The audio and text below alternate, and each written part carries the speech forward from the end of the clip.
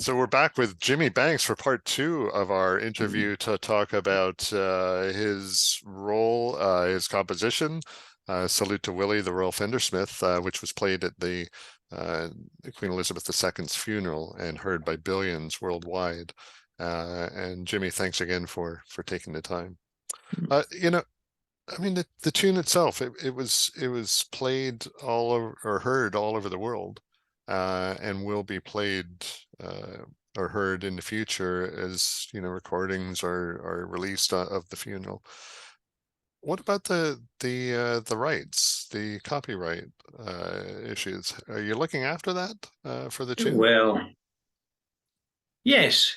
Well, it's registered with the Performing Rights Society, and it's been with what's the term, the mechanical rights if it's on a CD. Hmm. So I'm registered with these, and I would expect that any royalties will be forthcoming when they do. As I say, I didn't write the tune with a specific aim of making money, but as has been pointed out to me, well, it's my work. If it's going to be used, I should get some recompense for it. Um, a boost, obviously, it's a boost having been played at the funeral. And I recorded it with a company called AR Art Music, who are a label. And I've just put the tune on. And funnily enough, on that particular track, my younger brother accompanied it on the keyboard. And it's a wee bit up versioned in that, but it's quite a nice, it's a pleasant recording, but really the way the Queen's Sovereign's Piper played it is the way it should be.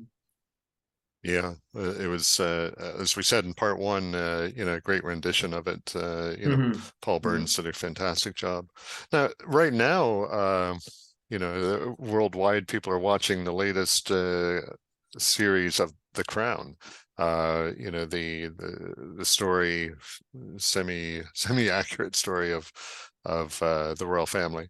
And has it crossed your mind that a future series might culminate with Queen Elizabeth II's funeral, and that for accuracy purposes, are you hoping that Salute to Willie the Royal Fendersmith might be played once again in that? Well, thanks for saying it. It would be semi-authentic, The Crown. I mean, there are facts in there, but there's a lot of criticism about to make the story. And if it was going to be culminating in the death of the Queen and her funeral, it would be my hope that they would keep it authentic and play the proper music, play the tune that was played, along with Sleep Dearie Sleep, which was played outside Westminster Abbey by the Sovereign's Piper. So, but I don't know, Andrew, if you know more than I do, sometimes they can just take another piece of music and make that do with it. But it would really be nice, and I would hope that they would use the Salute to Willie the Royal Fendersmith for that. And well, I think we would all hope that for accuracy's sake, and also, Yeah. every piper and drummer out there would hope that there's a quality, top-notch piper such as Paul Burns, who would be delivering the tune as well, To present it, yes, yes, of course. because they have a habit sometimes of not portraying the bagpipe the way that we feel it should be portrayed, Hmm.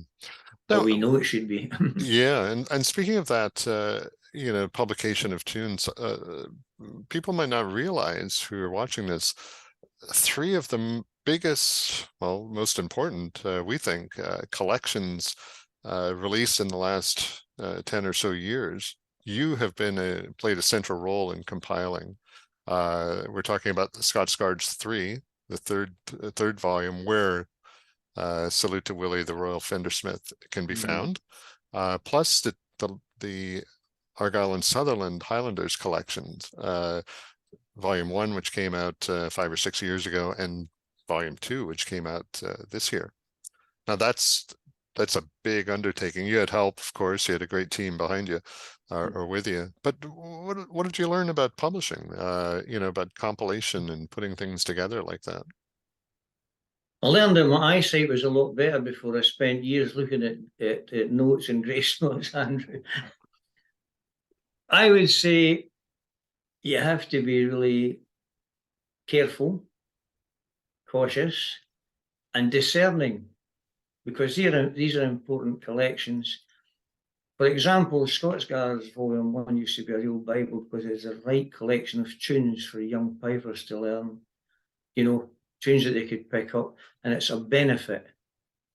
Where Volumes 2 and 3, you try to make them attractive, that pipers will like them, they'll be good. The Argyll collection, we sat together for years in the Army School of Piping and tried to select the best and the most musical.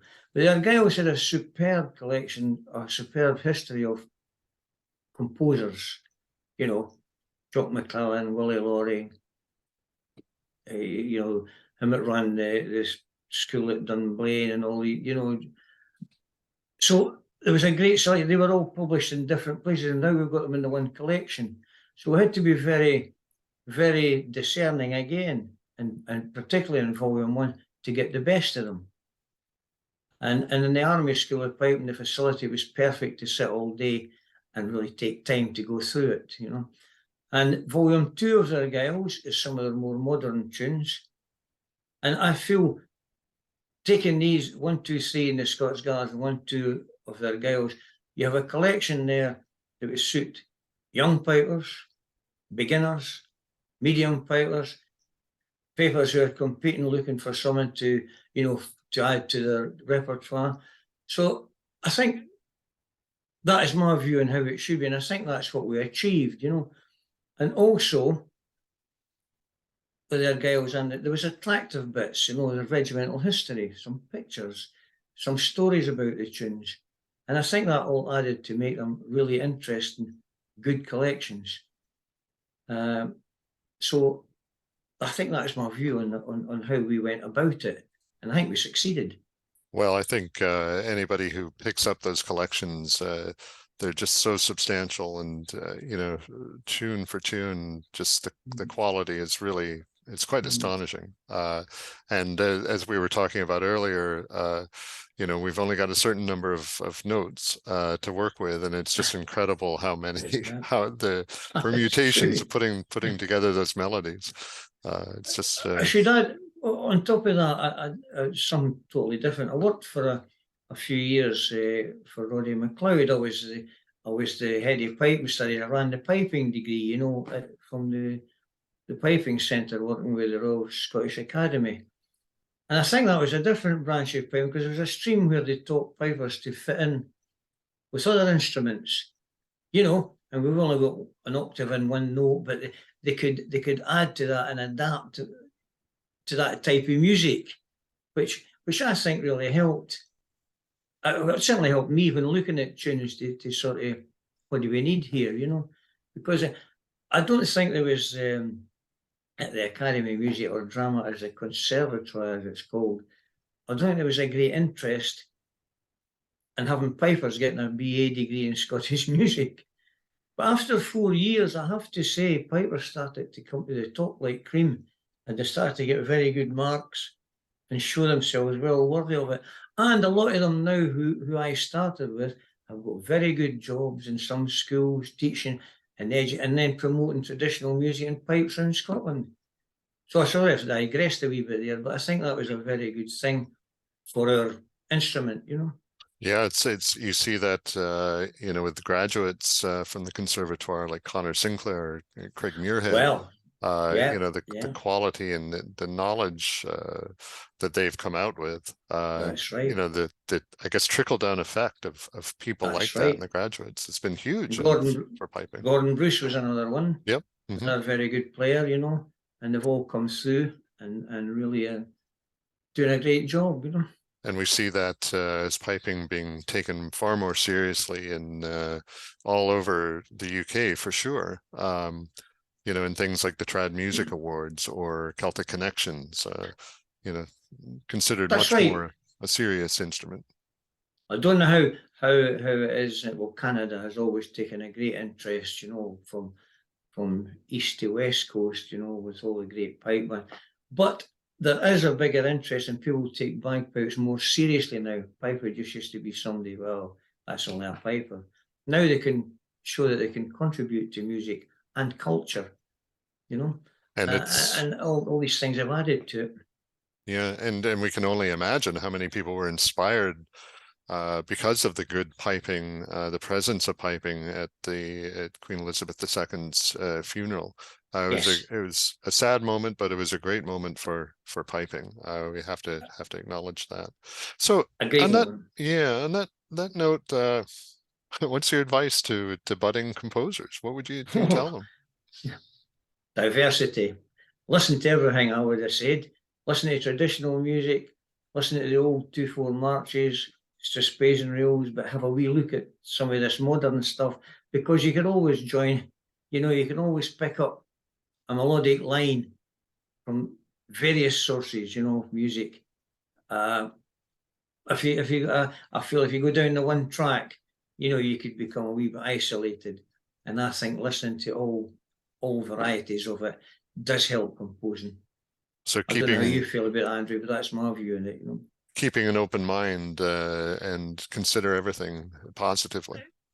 I think so. I mean, some of the I'm always agreed with some of the music you hear in country and western can be traced back to Scotland. And Oh, some of the music, some of these modern hornpipes and things you can hear can be traced to country and western. It's like a big circle, I feel. yeah, it's amazing. Well, inspiration can come from all kinds of places. I That's right. think you've made that clear, and I think inspiration has come from you, Jimmy, and your composition and your compositions and the work you've done in publishing. I think the piping and drumming world really appreciates it, and we really appreciate you taking the time speaking with us today. Well, Andrew, thanks very much. It's been a pleasure talking to you, and thanks for having me. Thanks again.